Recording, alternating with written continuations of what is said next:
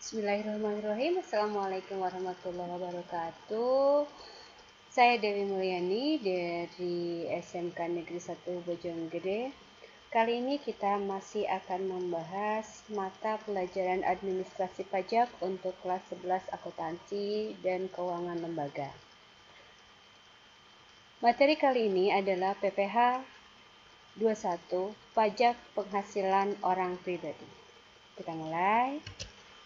Pengertian PPh Pasal 21. PPh 21 adalah pajak atas penghasilan berupa gaji, upah, honorarium, tunjangan, dan pembayaran lainnya yang diterima pegawai, bukan pegawai, mantan pegawai, penerima pesangon, dan lain sebagainya, dalam bentuk apapun, sehubungan dengan pekerjaan atau jabatan, jasa, dan kegiatan.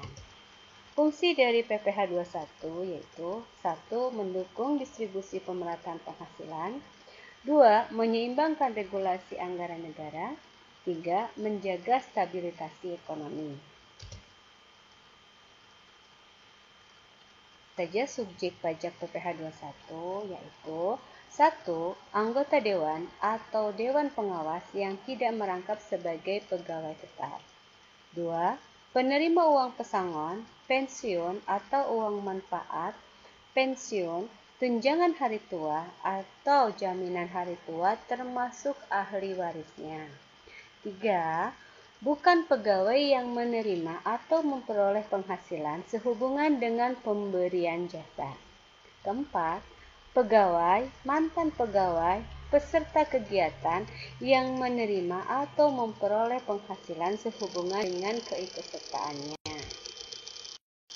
Sedangkan untuk pemotong pajak PPh 21 yaitu 1. Pemberi kerja yang membayar gaji, upah, honorarium, tunjangan, dan pembayaran lain sebagai imbalan sehubungan dengan pekerjaan yang dilakukan oleh pegawai atau bukan pegawai. 2.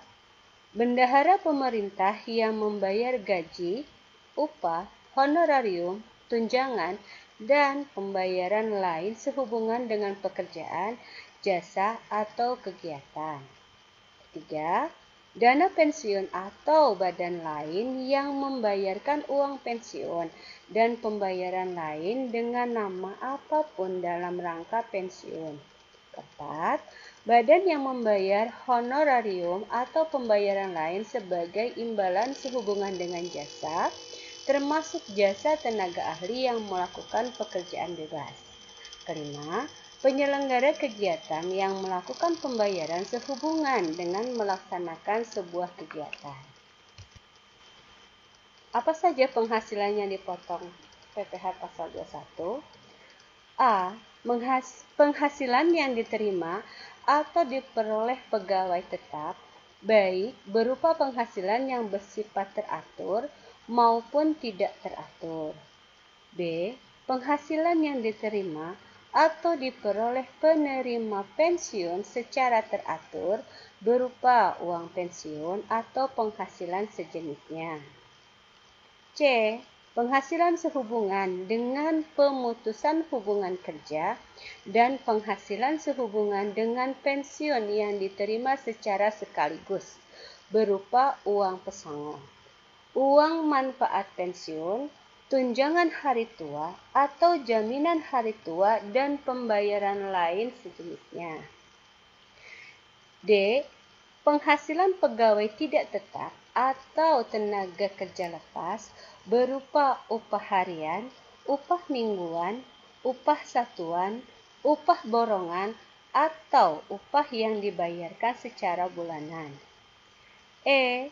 Imbalan kepada bukan pegawai antara lain berupa honorarium, komisi, fee, dan imbalan sehubungan dengan pekerjaan, jasa, dan kegiatan yang dilakukan. L. Imbalan kepada peserta kegiatan antara lain berupa uang saku, uang representasi, uang rapat, honorarium, hadiah atau penghargaan, dengan nama dan dalam bentuk apapun dan imbalan sejenis dengan nama apapun. Dalam PPh 21 kita akan mengenal yang namanya biaya jabatan. Apa itu biaya jabatan? Biaya jabatan adalah biaya untuk mendapatkan,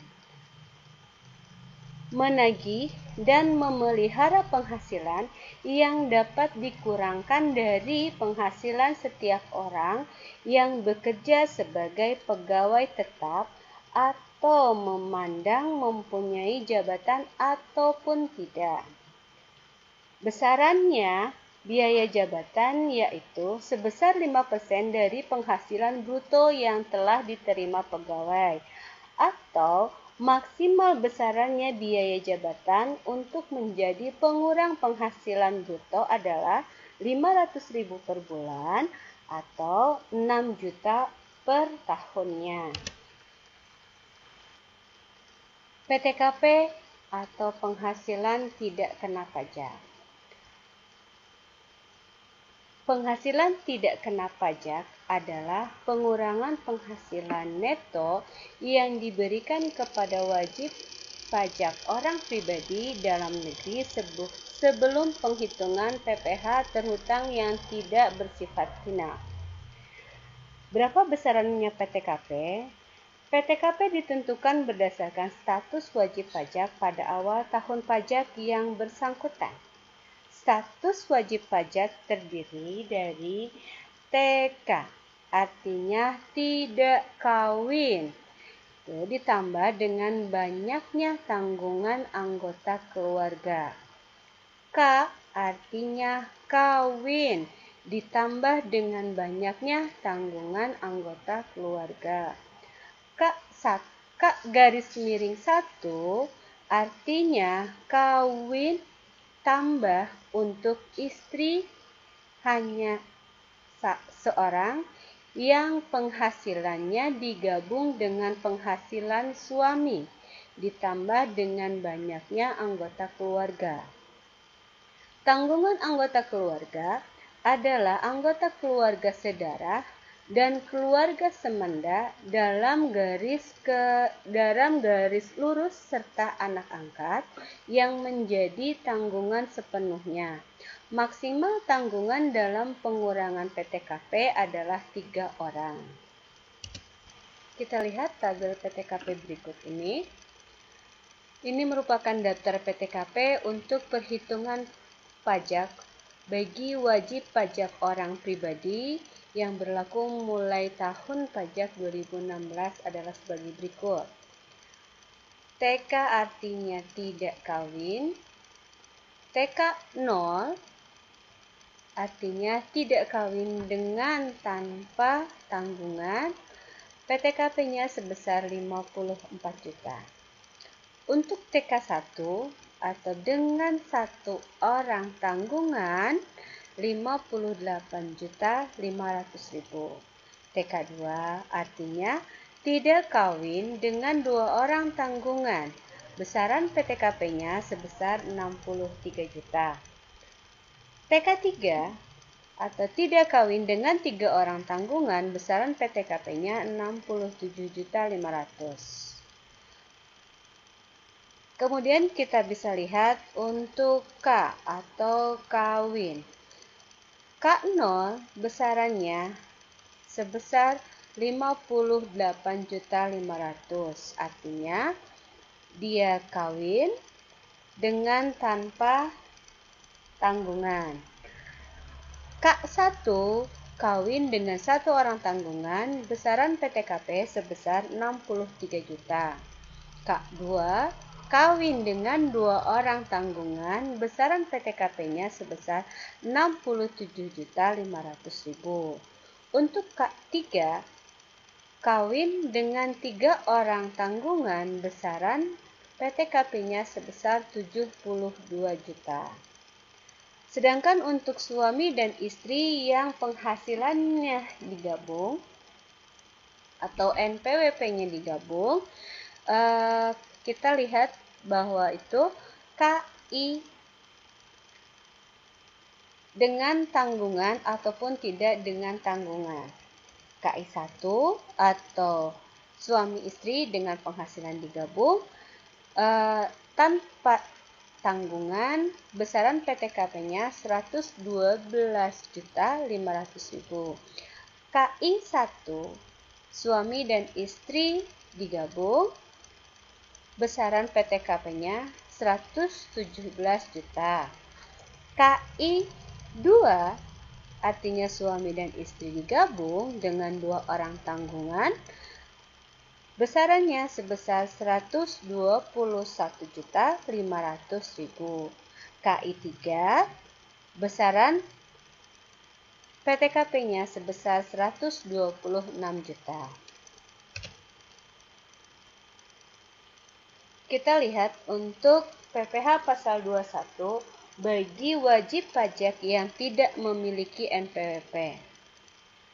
Untuk wajib pajak yang tidak memiliki NPWP, besaran tarifnya yang diterapkan terhadap wajib pajak yang tidak memiliki NPWP akan lebih tinggi 20% daripada tarif yang diterapkan terhadap wajib pajak yang memiliki NPWP. Atau dapat disimpulkan bahwa untuk wajib pajak yang tidak memiliki NPWP dikenakan denda sebesar 20%. Kita masuk ke lapisan tarif pajak. Di sini pada tahun 2022 ini pemerintah menerapkan Undang-Undang Harmonisasi Perpajakan. Jadi, dalam Undang-Undang Harmonisasi Perpajakan ini ada perubahan tarif yang dimulai dari lapisan pertama itu sampai dengan 60 juta. Itu sebesar 5% untuk tarif pajaknya. Lapisan kedua 60 juta sampai 250 juta itu besarannya sebesar 15%. Untuk 250 juta sampai dengan 500 juta dikenakan tarif sebesar 25%. Dari 500 juta sampai dengan 5 miliar itu sebesar 30%. Dan lapisan kelima lebih dari 5 miliar itu 35%. Sedangkan untuk tarif lama besaran tarifnya atau lapisannya hanya 4 lapis, yaitu sampai dengan 50 juta itu 5%. Lapisan kedua 50 juta sampai dengan 250 juta itu 15%. Lapisan ketiga 250 juta sampai dengan 500 juta 25%.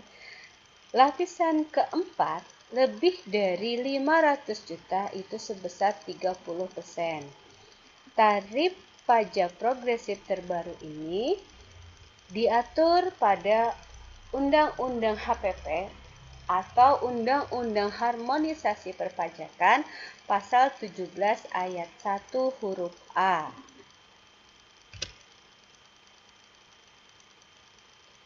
Oke, terima kasih untuk pembahasan kali ini. Cukup di sini. Terima kasih semuanya. Assalamualaikum warahmatullahi wabarakatuh.